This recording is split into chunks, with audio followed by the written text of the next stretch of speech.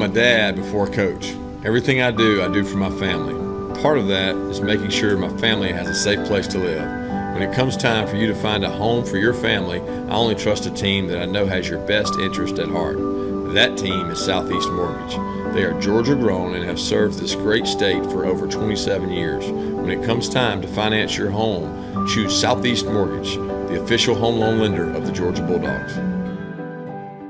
Raise your hand and we'll get one of these remote mics to you, and the baseball press box is open when you're done. Hands up.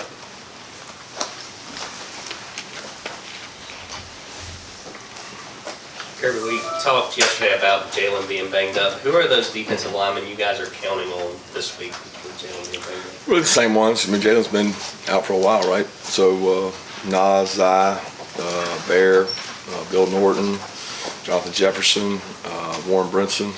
Those are the interior guys that get the abundance of reps. Christian Miller would factor in that. All those guys.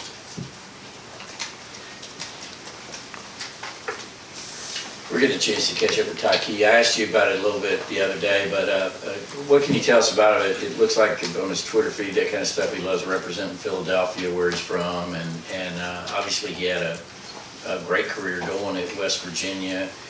In general, how have you seen his attitude? Because obviously he wasn't able to show up here and have the impact I'm sure he was hoping to have. He's done everything we've asked. You know, he had an unfortunate injury that happens, and there's guys walking all over the NFL with the same injury he had. I still think that guys are usually better the next year after that injury, and he's in the first year recovering from it, and he's done a really good job. He's very bright and he's extremely conscientious. Those two things will get you far when you're intelligent. He asks really smart questions. He takes the initiative, watches a lot of tape. So he's done everything we've asked, and great kid. Yeah, Kirby, with Nazir Stackhouse, just how has he come along this year, taking on more of a bigger role, and is he one of those guys that's really benefited from that scouting experience you talk about so much? Yeah, he spent a lot of time down there and grew and get better. I can remember when he first got here, his block recognition, his ability to play blocks and strike blocks was not anywhere near it is now. I think Trey Scott's done an incredible job with Nas of developing him, and it's very similar progression to those other guys that we've had. He just gets better with each year. He's smarter, he's wiser. The defensive line is not a position you just walk in and play. It's a lot of things that can happen to you when you play inside, and they happen enough times you figure it out. It's not just ability, it's recognition of plays and back blocks and pullers, and he does a really good job now of playing that, and he's been a big part of our success inside. Kirby, I wanted to ask about Tyrion Ingram Dawkins. I noticed on the participation chart he didn't play. I wanted to see if you maybe deal with anything. And Chaz Chambliss, did he make the trip with you guys to Missouri? No, Chaz was dealing with a hamstring last week and didn't make the trip. He was here rehabbing, and he's fighting back this week. It's not as bad as Nyland's was. We hope to get him back, but don't know when it'll be. And then Tyrion, he was on the trip. He was there. Trammell and Michael just played more snaps than him, and he continued to develop and get better. It's up to Tyrion on how he practices and the things he does that determines how much he plays. I mean, we want to play as many guys as we can play, and he knows that. Kirby, what are your thoughts as a coach when you see Jalen Carter go down again? Just gets bad now, he's going back for a couple days. What are your thoughts as a coach in those moments? And I guess you touched on that a bit earlier, but thoughts going forward for the next couple games, whatever, however long he's out. Yeah, I hate it for Jalen. He's a guy that's had a good 2 years, really talented, and the very first play of the year is when the ankle got injured. He played on adrenaline in the Oregon game, and then struggled to get back, and he got back and he really felt good, and then a different injury. It really didn't have anything to do with the ankle, so. Tough is the only way to put it, but it's part of football, and our mantra around here is next man up, and we've had a lot of that with the inside players, with guys dinged up and banged up, and next man up and go play the snaps for them. Hey Kirby, what have you made of Javon Wims' progress he's made as a leader and being sort of the guy in that linebacker room? He's been great. He's been very vocal. He is a energetic, passionate guy, which it requires to play that position.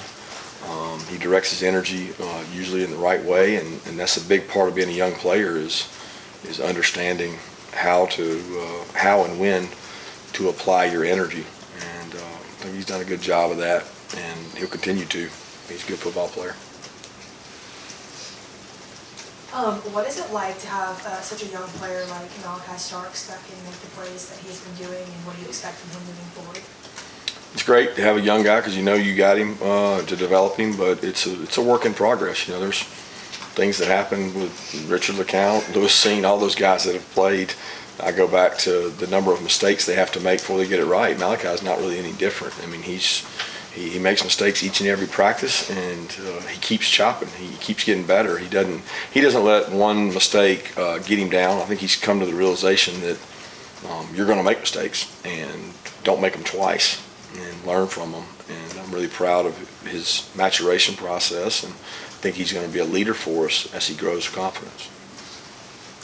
Kirby, do you guys carve out a little bit more time for ball security in practice after you have a couple games like that, or obviously early in the season you didn't have an issue? No, I mean the emphasis is put on ball security every day. There's not a day that we don't start practice with something to do with ball security. So I would think that if you weren't putting emphasis on it in the beginning, then you're not a very smart coach. There's a process to what we do, and we believe in the way we practice, and it's worked.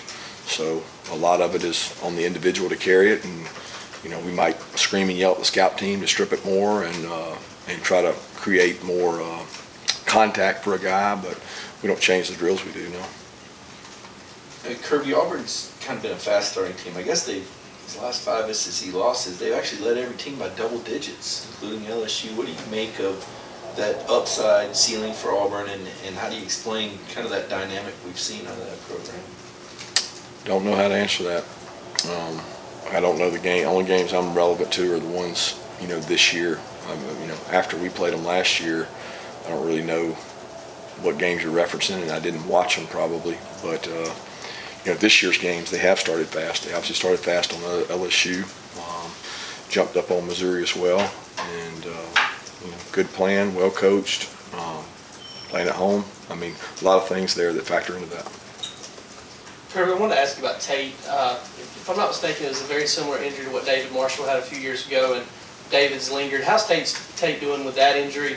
And also wanted to get an update on Smile and what he's been able to do for a couple of days. Yeah, Tate's been great. He hasn't complained about it any. It is a hard injury to get over. I think he'll be the first to he would never tell you, but he fights every day out there because that foot is a long process to get back from. I would still say I don't know that he's at 100%, but he would probably tell you he is. He gives us everything he's got each and every day, and really smart and really physical player. And he continues to get better the more he plays. Smiles struggling a little bit. He's he's got an ankle that happened in the game. I guess he played on pure adrenaline because he did go back in the game and play, but he's been hurting a little bit. He's been in a brace, and he's been able to practice some, but we got several beat up guys out there that's been tough. Some guys that are beat up from that last game and hurting a little bit, so it's one of those that we've got next man up mentality. Kirby, what kind of response have you seen this week from Javon coming off that suspension? He's paid really attention to detail. He practiced with us last week. He went down on the scout team, and a lot of the things carry over. So he went down on the scout team, took reps, and he was on scout special teams. And the great thing about Javon is he competed. Like, he was down there going as hard as anybody, and I think that's very indicative of his character and what he stands for, that he practices really hard regardless of what his role is. And hopefully he'll continue to do that and not skip a beat. So a minute ago, you talked a bit about Auburn's quick start. Missouri had a quick start with the defensive line last week. What's your message to you guys going into the next week, making sure that they get a better start against Auburn's defensive line? Strike and attack. I mean, it's not a real complicated message. It's going to be a real physical game. Other questions?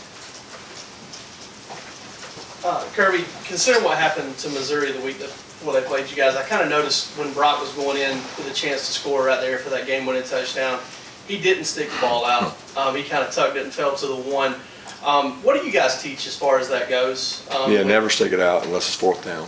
Same thing that Eli teaches. I mean, we talked about it before the game. I mean, there's not a coach out there that it's worth sticking the ball out prior to fourth down. You'll take that risk on fourth down because the alternative is you don't score.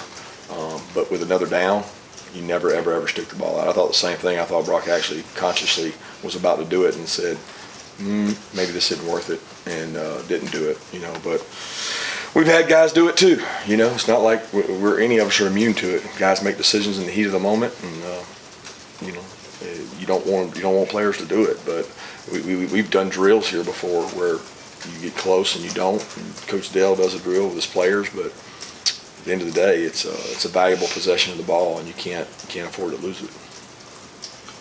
Just wanted to ask how A.D. Mitchell's coming along in the first 2 days of practice this week. Is he going to be available, what do you think? I don't know. I feel much better. He hit some good speeds yesterday and conditioning, and did some cuts. I didn't get to see him practice as much today when I was with the defense. He went in some of the scout periods. I'll get to watch this tape, but it looks very promising from what I saw yesterday in terms of him running. I don't know how much the role will be. We'll see, but we've got a lot of guys banged up, so it's going to be done by committee at a lot of places. I was just going to ask you about Donnell Washington in the red zone. It seems like he would be a popular target. I mean, how much of the offense is? It seems like it's always taking what they give you, but sometimes do you got to kind of, I don't know if force is the right word, but look for certain guys in certain positions of the field? Yeah, we've called several plays in those situations for him, and some of them are based on the look, and some of them are based on the protection. There's plays built for a guy to be a red zone target. He certainly is that, but if you miss a protection or you miss a guy or they play a certain coverage, you got to go somewhere else. There's doubles on guys in the interior. There was one of the calls was to him on the play that Brock made against South Carolina, but the look they gave us dictated to go to Brock, and there's been several like that, but he's certainly a weapon that we have to use. What did you see from Arian in his return back? Well, I thought he had a series where he got in the game in 2 minutes, and he had to stay in the game. And during 2 minutes, you don't sub. And he got 3 or 4 plays in a row, which that was really promising to see him go out there and execute 3 or 4 plays in a row. Actually got a catch, so that was big for his confidence. And getting hit and tackled, which is big for his confidence. But he's missed so much time. He's still developing as a receiver.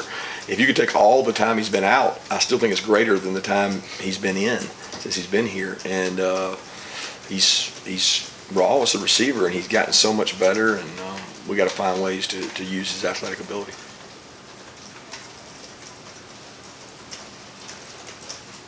Just want to see if Kenny McIntyre's quad bruise is feeling better this week. Yeah, Kenny's been great. He's had a really good 2 days of practice, and I think him not getting that hit again last week really helped him for this week. So he's been good. Time for maybe 2 more. Anybody? I was just going to ask you about the Auburn run game and Bigsby and how they use him. I heard you comment on him earlier, how dangerous he could be. Yeah, we think 2 of probably the best backs in the SEC actually together. The Hunter kid is strong, physical. When you chart the number of broken tackles those 2 guys have had together, it's as much as anybody in our conference. And you package that with a quarterback who is super fast and really elite. You've got 3. Tackling is going to be at a premium in this game because they're big physical guys, including the quarterback, that you got to wrap up and knock back tackles. So I've been very impressed with the backs. Last question, anybody? All right, thank you. Thank you.